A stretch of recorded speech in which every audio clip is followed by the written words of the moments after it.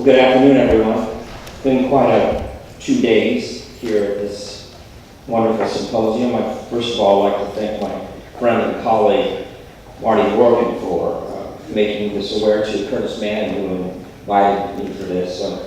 It's a long week to Hawaii, but the jet aircraft makes it a little bit simpler.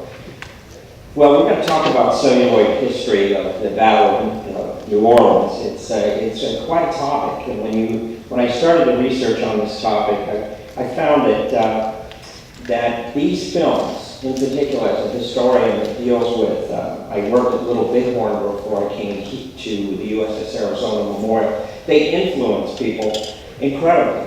And this idea of celluloid history is just as real because most of the public that comes to our museums or national parks, they come with that baggage.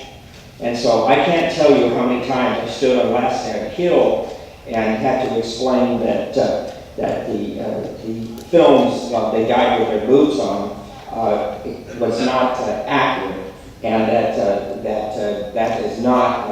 They said that this couldn't be right because he died on a flat plane, and I said, well, that was in the movie, and that was in the San Fernando Valley. So that didn't register so well. The most dynamic addition to this Battle of New Orleans history in film came from this icon of American filmmakers, Cecil B. DeMille. Some of you may wonder what the B stands for. It stands for Blount. He was born in a little town called Ashfield, Massachusetts in 1881 on August 12th. And he lived a grand age. He lived till January 21st, 1959, just 13 days after the anniversary of this battle. It would have been the 144th year. He had suffered a heart attack in 1956 during the filming of the great epic, The Ten Commandments. And he suffered illness after that. He had a wonderful wife named Constance, and he had 4 children. All in all, this man made over 80 films. He began his career in 1913, but his first film was The Squaw Man, which resonates in history of film. That was in 1914.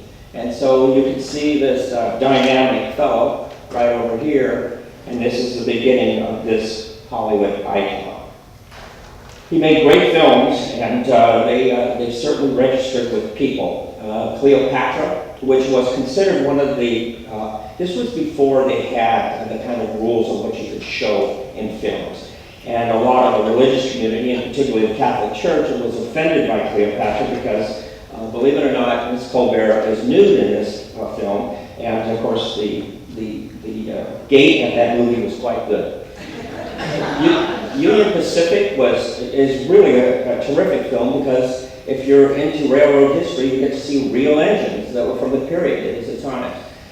If you were into the Crusades, he recreated that for you. That film resonated with the religious community as well. And then, of course, the one that won him an Academy Award was The Greatest Show on Earth, which was with a young fellow named Charlton Heston. But no one will ever forget this film. This is a dynamic. As a Catholic school kid, I was with a group. We had to see this film. It was kind of our rite of passage. And of course, the big thing was the party at the sea, and of course, the great tablets. And of course, this is Charlton Heston, again, a favorite of Cecil B. DeMille. But the Battle of New Orleans had captured his imagination. And that's one thing about Cecil B. DeMille that was so great about him, is that he would take these historical events and put these panoramas together. Some of you may know that from the film of Cleopatra and his earlier Ten Commandments film, they've actually found archaeological sets. These sets have become part of the archaeology. They were out in the California sand dunes, and they found them. And if you go online, you can read about that. But he looked at these types of pictures of what the Battle of New Orleans was like, and I think it captured his imagination. There's one thing about DeMille. He's one of the few directors that made two epics back to back. In other words, he made the Ten Commandments in the 1930s, and he repeated it in the 1950s. He made the first Buccaneer film in 1938, and he made the next one in 1958. So and there's a story behind that. We'll get to that. But the idea is, I was always told you can never go home again. I don't know. With DeMille, he did that twice.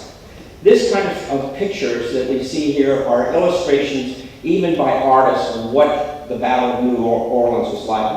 Neither one are accurate. I think the one that my good friend Marty Morgan showed was the Don Troiani was about best to capture the Battle of New Orleans in an epic form and with a degree of historical accuracy. This, of course, his films also were translated, but I love the artwork of that period to billboard the films. And this is billboarding the 1938 version of The Buccaneer. And of course, here is a very dynamic, colorful, very artful billboard of the upcoming movie, a Cecil B. DeMille production, and Frederick March is center. And it was also directed by him. One thing that should be noted, and I want to just bring this up in a moment here. Let's see if I can do that. You know, the smartphones sometimes aren't as smart as we think they are. I will do that in a moment. When the production began, Paramount was the one that was going to bring this forward. Also, it was supported by an individual in Hollywood that everyone knew in the 1930s, Adolf Zucker, who was very much into supporting films, in other words, investing in them. And so Adolf Zucker goes back to about 1914, 1915, when there was a smaller group of these movie production companies, and Zucker was one of them. The opening of this film starts with pirates. This is the other part of it. This shows the pirates, kind of the Wyatt type pirates, all dressed like that. And then how it opens is he reaches into the chest and he pulls out the book, this kind of script and scroll, and that's how you get the credits. And so also the film always uses some historical reference. So let me tell you about historical reference in films. I worked on a film, I'm bearing my soul here, but it was a film called Pearl Harbor. And I got the script, and Marty has been down this road, I think, too. And many of you sitting in this audience have probably. But I went down and I looked at this film, and I marked it up like it was a freshman's term paper. And I gave it back to Disney, and they nodded their heads, and that was it. Well, unbeknownst to me, the sets were already built, and my name was going to be on that film. And so I guess as I work at Pearl Harbor, I'm often asked, what do you think of the film Pearl Harbor? And I said, well, there was two things right with it. It did happen at Pearl Harbor, and it was on December 7th, 1941. So there's acknowledgments here to the Louisiana State Museum. So, what about this film? Well, I must tell you that the two films I reviewed, the 1938 and this 1958 version, this one is really entertaining. Is it historically accurate? Parts, yeah. But it's really quite a film. So here's Last of the Buccaneers, right? We used the term pirates and privateers, but I didn't hear anybody use buccaneer because that's reserved for film. So here we are, and then we used Byron, and look at the quote. You can all read, so it sets the stage for this adventure. And then it also has like these leading in history backwards.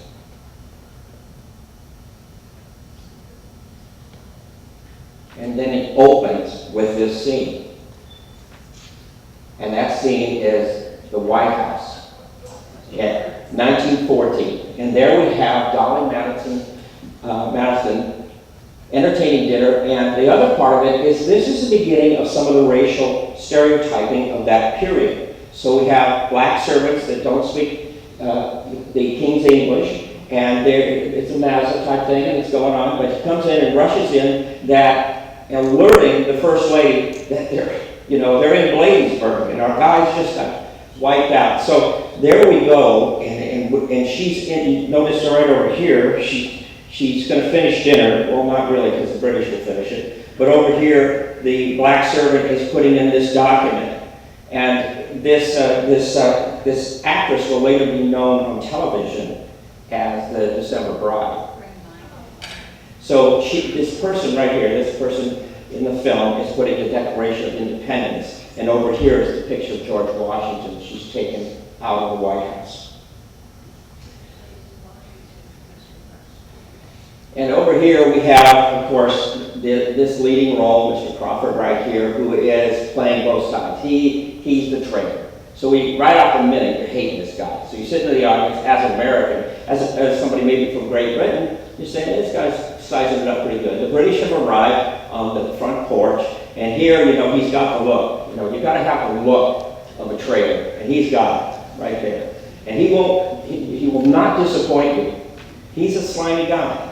So that, to me, the actor, and here is I was telling Sarah, there's a great scene in this thing. So here is, the British Admiral over here is complaining. Cockburn is complaining. He's right over here. They're looking on at the Capitol burning, and there's a comment just been made. The comment is that we shouldn't be burning this house. This is the president's house. We shouldn't be burning it. That kind of is aired by the Admiral, and the general over here says, this will pay for the sacking of our cities in England, and this is a public building. And then he retorts, and then retorts further that had the British not been impressing their seamen, this war could have been avoided. So that gets cemented in the public mind as well. There's an incident in this film. It's the taking of the Corinthian, and they have this great scene of all the crew and everything, everybody getting on board. And the thing is that it's well known that Lafitte, the pirate or privateer, will not attack American ships because that isn't done. But one of his captains doesn't play by the rules. Now these are in the film. These are two sisters right here, and they're, by the way, Governor Claiborne's daughters. And over here is my favorite. This is Gretchen, and her name is Francisca Gall, and she is from Hungary, and she's the cutest thing, I think. So it is very personal, I guess. You'll have to see the film. But she's just cute. And the other part of it, she's got a dog. A blonde with a dog. It's got to work in the Hollywood. And she's also from Hungary, so she's just beginning her career. But she is going to be the victim here. So this film, make no mistake, it defines good and bad. These films are really good about this. And here's the bad right here. This is a guy that decided he's not following Lafitte's order to not attack American ships. So he attacks the Corinthian, it's burning back here, and this young girl is one of the survivors. They've killed everybody else, but she's there. And so you look at her, she's got that look like, this is not good. Over here is the film reinstates Corinthian American. And over here, these pirates are making her walk the plank. And it gets worse. They make the dog walk the plank. And here is the character Taurus, and these are not guys you want to play cards with. And so he's holding the dog while she's walking the plank, and they do a top shot. When you see the film, you can see that there's a big distance between the water and Moniz, and she walks off the plank, and there goes the dog. But meanwhile, Lafitte has heard that one of his rogue captains is out here, so he happens to be passing right by the Corinthian, and as he passes by, he hears the dog barking in the water, and they pull her up, and as you can see, this would not pass SPCA. But I'm just telling you, either we were laughing, when you're watching the film, you're like getting real mad. They're killing a young girl, and they're connecting the dog. So here is a very upset Lafitte, played by Frederick March. And I think Frederick March is fantastic in this role. Maybe he isn't Lafitte, but he's the Lafitte I want. That's the guy. And he's got to look like, oh, we've done it. And in the meantime, I love the next scene. The next scene, he's making news as he talks to him. It's just blood curdling. It's great. And then this offender right over here will be hauled up. Now you don't get to see him. You just see his feet leave the kind of film, right? And over here we get to the pirate's mark. Now that's by the way, almost everything you see here is going to be duplicated in some way in the 1958 film. So here's a pirate's market. One of the things was the sets on this were wonderful. And a lot of it was made locally in Los Angeles, but they really did a good job of making the sets work.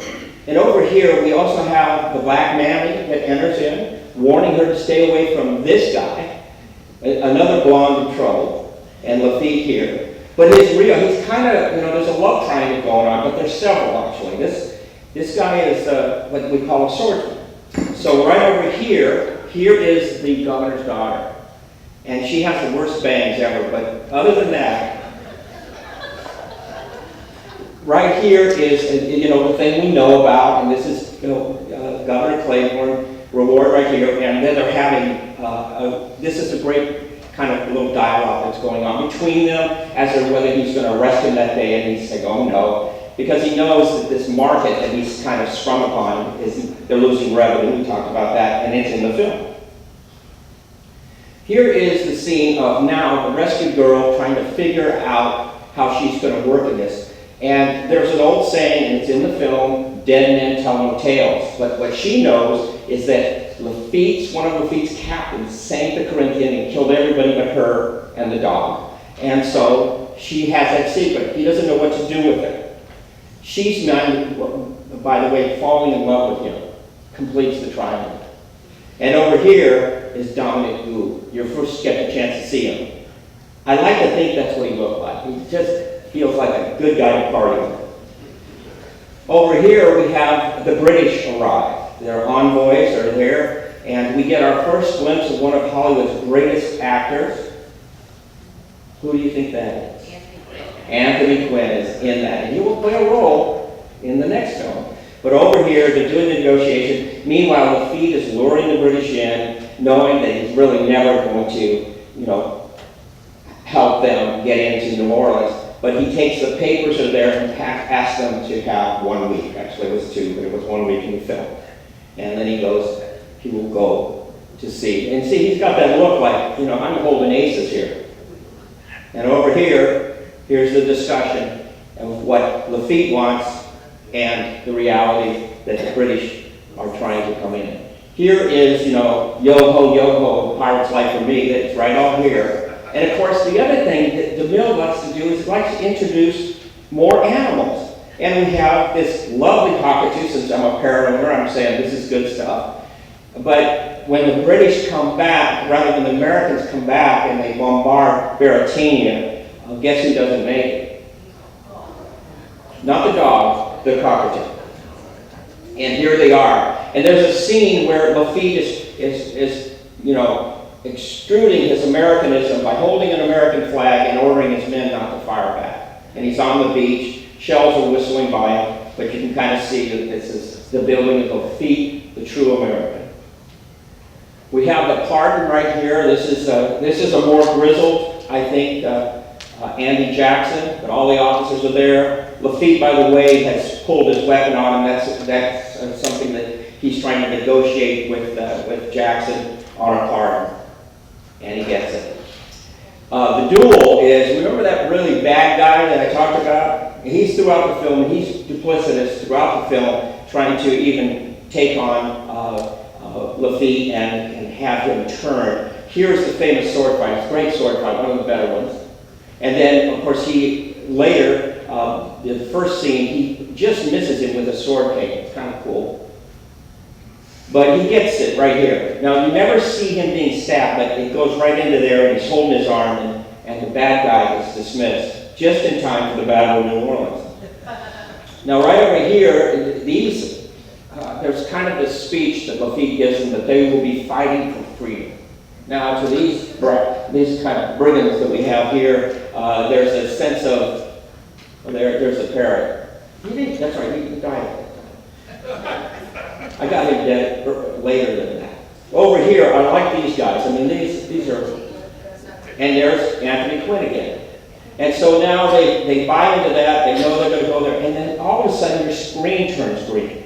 And the whole section of the pirates or these privateers going into the bayou to bring out all the flints and powder and all that. And this is a sequence that goes on for about 2 minutes. And he flooded the whole screen green, which was kind of the advance of what we're going to see as color film.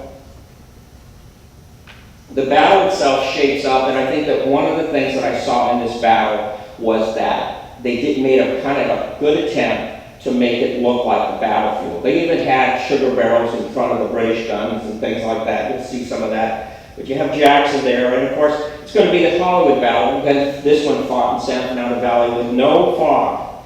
But there is this, the introduction of the concrete rockets coming in. Here's a gun emplacement. You see the barrels right here? Right there. And of course, you have the Army, and then we have, of course, the Army that really didn't appear, but it's the beginning of cementing what the British Army looked like at New Orleans.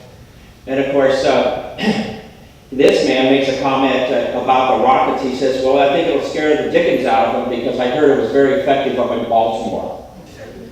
So, and then our British line of Highlanders, one of my favorite regiments, is right there and begins the battle. And I mean, this is a dramatic battle scene that they, of course, this one, they took out another film that was about the Minutemen, but that's okay.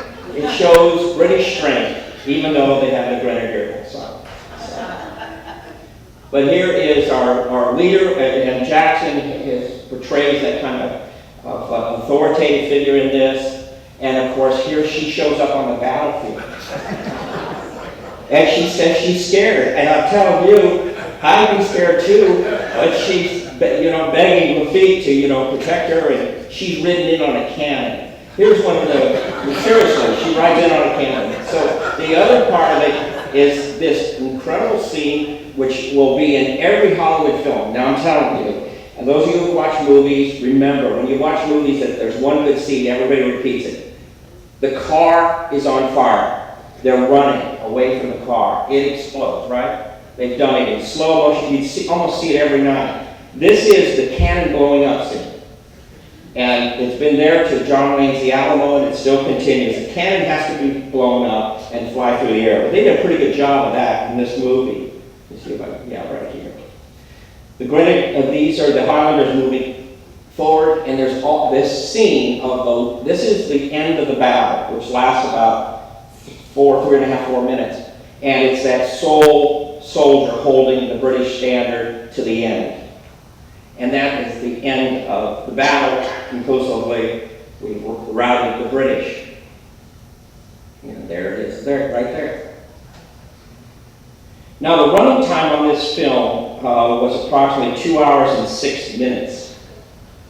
In 1958, like Frankenstein, it reappears. And it reappeared because of technology, I think.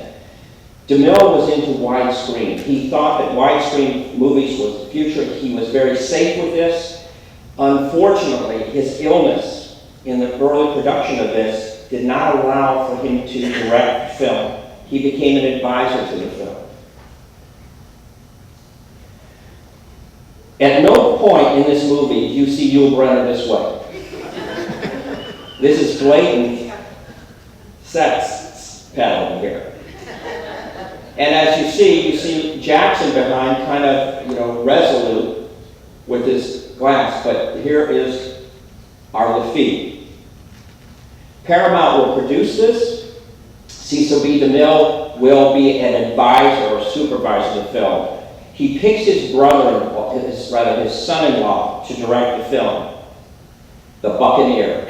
Now you can see right here, when you watch the film, this is dramatic color. And I mean, it's just vivid. And Yul Brynner is playing Jean Lafitte. Inger Stevens is playing Annette Claiborne. Remember Inger Stevens? She's a very popular star that period. Charles Boyer plays Dominic Yu. He'll get a lot of critical acclaim for this. One of the favorite actors of critics like him. The music, if you ever watched Magnificent Seven, bingo. So the music is quite good. Recently bought the soundtrack, like it. Of course, in each of these films, they are bracketed by historical narrative. So, okay, you got that? Because you're supposed to read this in less than 1 minute. So, Sarah, pick it up, okay? Here we have that, and this is the fate. So this makes people interested. And guess who appears? Cecil B. DeMille.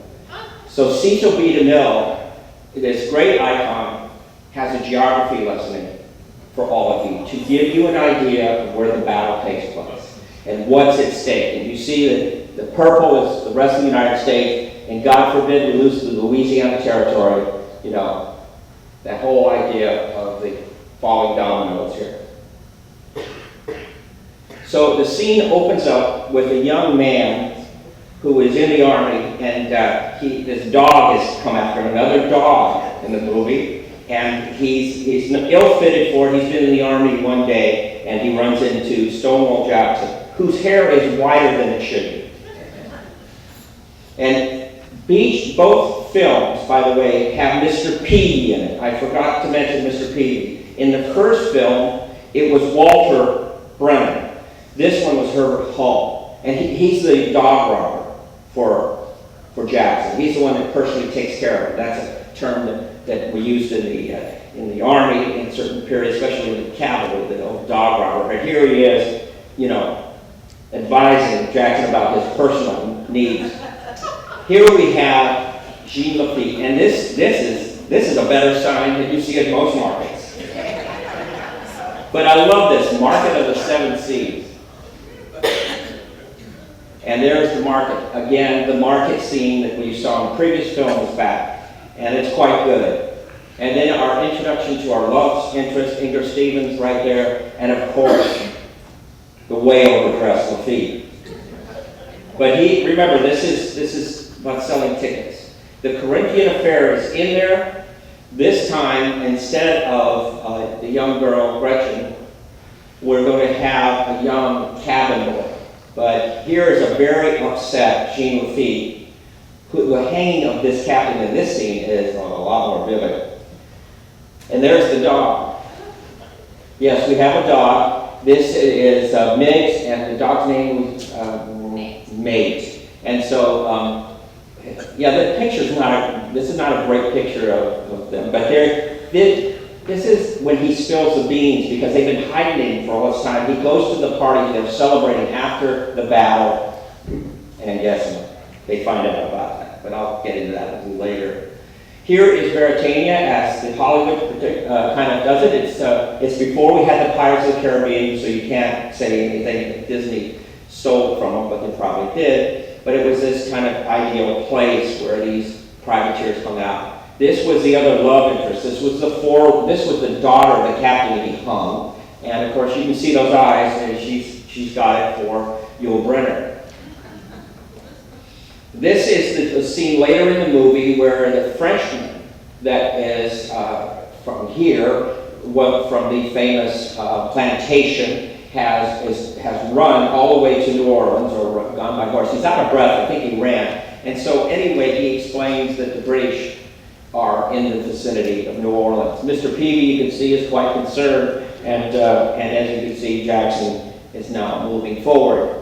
This is just after the pardon is given. He goes to Dominic Yu, and Dominique, who had been a cannoneer for Napoleon, not a general, he kind of admits to them, is now will get all of those privateers together and move them forward. In this particular scene, again, instead of green screen, they're going back into the bayou to get all the flints and powder, and they arrive at the battlefield just at the nick of time. Of course, we know that didn't happen, but it's drawn in the movies. We see the line of the Rodriguez Canal line, and of course, we have an actor who has a role in this, but never, ever says a word. And yet, 3 years later, he'll make the most incredible film called Sergeant Rutledge. And that's Woody Strode right there. Of course, this really emphasizes the fog, but it needed to do something because it was done on a sound stage. And so they have a lot of the fog, and they also have the kind of tenseness of that. The whole idea is this man right here arrives, and he's in the first film too. There was a scene that I didn't want to go over because we run out of time, but this is the landowner whose cotton bales were taken and put into the line, and he wanted to be paid for them. And then later you'll see this discussion between him, and he tells Mr. Peavy to hand him a rifle, that way he can protect his bales. I love that. And here, of course, is our British Army, the Highlanders right here. They have all their feathers, and they're not quite, but it's dramatic. By the way, this battle scene is one of the things critics love. And here are our British marching into history. And of course, the ever-present spyglass to watch them come on. And of course, the rockets, which play such a big role in the first film, are there. And that's when I saw this when I was a kid, and I thought, this is awesome. You know, seeing these rockets go off, and I didn't know the British had these things. It's kind of an educational thing, but it was part of the movie. And of course, if you have something that's terrifying as that, you must explode. And so the Americans took care of that right there. Instead of the exploding cannon, we have the exploding rockets. And then we also have the magazines going up after that. And then here's the congratulations that's going on right here. The congratulations going on to Dominic Yu, because it's his cannon that made the great shot that knocked out the magazine. The British are still coming, just like the song. And right here, determination to turn them back. They want to know where they are. It says, I think they're out about 300 yards, and he takes with him, by the way, I don't think I was, you see right over here, we have our Native American appearance. And he's going to go out with Lafitte, and there he is getting ready to fire the arrow. The arrow goes in the air, and Jackson waits a few minutes, and then orders them to open fire on that advancing army. The army now is being terribly mauled by all of that, and guess what we have at the end? The single guy right here dying, and that's the end of the film. Now, how long did the battle last in this film? 82 seconds. 82 seconds.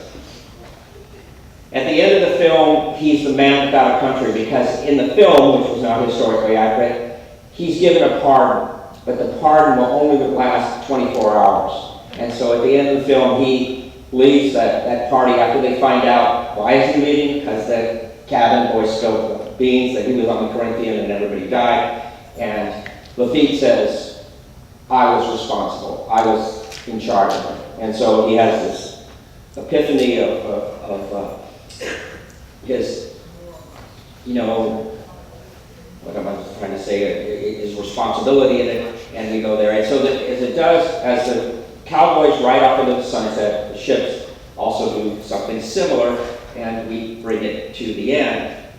Now that film, by the way, little history on it. In 1938, there was an Academy Award nomination for Best Cinematography for the first film. Later, in my notes here, for Edith Head was nominated for Academy Award for Best Costume in the 1959 film. When I was a kid, I had this book. And as all of you know, this was the reader, kind of made for kids for the film. They made comic books, they made this. And this is actually, Marty, quite good for keeping the myth going. And so I hadn't lost it, but thank God for eBay. And of course, these films are now available in DVD. At least the Buccaneer is, and the 1938 is available in that quality. Of course, what's the legend and the part of history that makes these films part of our history is the filmmakers. And this is what he said. This creativity was a drug that he couldn't live without. And I think for all of us that have a passion for history, that's kind of a drug we can't live without. But what does celluloid history really mean to all of us? I think that rather than being, as we can be, especially those of us as professionals in the field, to be rather arrogant about these films. That these films are part of the myth-making. They're part of, well, they kind of give you a reason to be around, for one. But the other part of it, it introduces the public to topics that it would normally have nothing to do with. And so, as a little guy, watching They Died with Their Boots On, it left me with a passion for history. And it ended up being a park ranger at Little Bighorn. Ta-da! So that in it myself, and all of you, and I know from Mr. Davis to others that are in the room, Marty, we were all some spark. A lot of it was film. Led us to books. Books led us to another avenue of understanding history, and also saying it really didn't happen that way. But in that, there is a uniqueness to it. I would argue that film is a propellant of history. And documentary film is probably the vaccine for those films. But the other part of it is that with us looking at films, that it will introduce us to new topics of history, whether it be, Guess Who's Coming to Dinner, or The Buccaneer. In this year where we observe the 200th anniversary, we do so with a passion of the past, and that this cultural history of film enabled this story to remain alive and has an international appeal. And that's what that unique ingredient of American culture in our films that are shared with other filmmakers throughout the world bring about stories that sometimes die but are relived, even though inaccurately, in our time. And I would then end this with one note. The Buccaneer ran 119 minutes. And as I said, it was very much like a duplicate of the other story, but it brought in $5 million. That's a pretty good chunk of change in 1958. The other part of it is that when Cecil B. DeMille left this earth, he left behind 80 films, some of which are just incredible contributions to this art form. And he left us with 2 Buccaneers. The director of his last film was his son-in-law, Anthony Quinn. It was Anthony Quinn was probably, after he made that film, I would have loved it, it probably inspired him. He never directed another film after that. But he became a writer, and a writer of note, and a film actor of note. And many of the actors that were in these films went on to bigger and better. And so I would just entertain this thought that when you look at these films, look at a glimpse of the past that leads you into a brighter future of history in your exploration of what the truth is. Thank you.